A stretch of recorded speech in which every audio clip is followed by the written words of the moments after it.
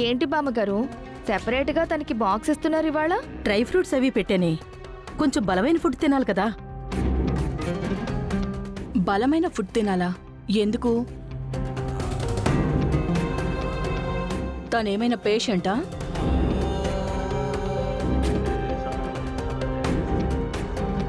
పేషెంట్లు బలమైన ఫుడ్ తినాలా? నీరసంగా ఉందని తినమంటున్నాను. ఓ, తను నీరసంగా ఉంది అని బలమైన ఫుడ్ తినాలి అంటున్నారా బామ్మగారు? నేను అలా అనుకోలేదు. నిన్న హాస్పిటల్కి వెళ్ళొచ్చింది కదా, అక్కడేమైనా బ్లడ్ డొనేషన్ ఇచ్చిందా లేక కిడ్నీ డొనేషన్ ఇచ్చిందో,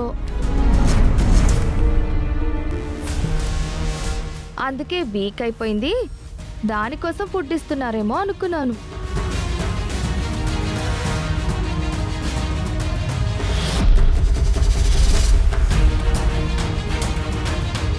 ఏంటమ్మా కిడ్నీ దానం చేయడం ఏంటమ్మా?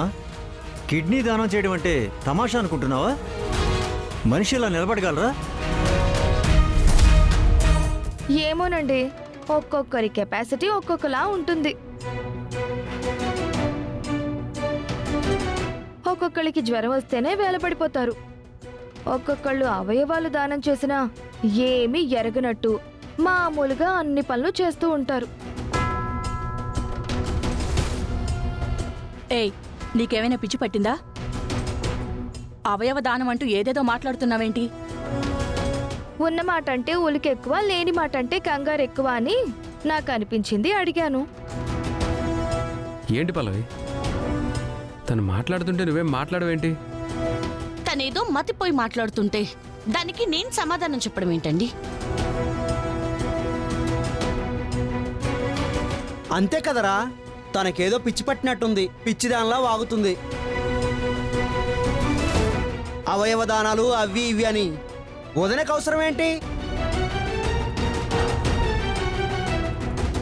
అవును, తనకి పిచ్చి పట్టే మాట్లాడుతుంది. నాకు తెలియకుండా ఈ ఇంట్లోంచి ఎవరు గడప దాటడానికి కూడా నేను ఒప్పుకోను.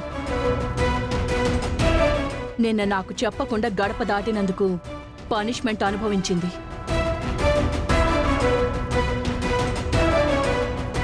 ఇక దానాలు ధర్మాలు వరకు వస్తే ఊరుకుంటానా? దాన్నే కాదు, నిన్నైనా సరే నాకు చెప్పకుండా అలాంటి పిచ్చి పనులు చేశారంటే మెడ పట్టుకుని బయటికి గంటేస్తాను. సరే సరే, మీరు బయలుదేరండి.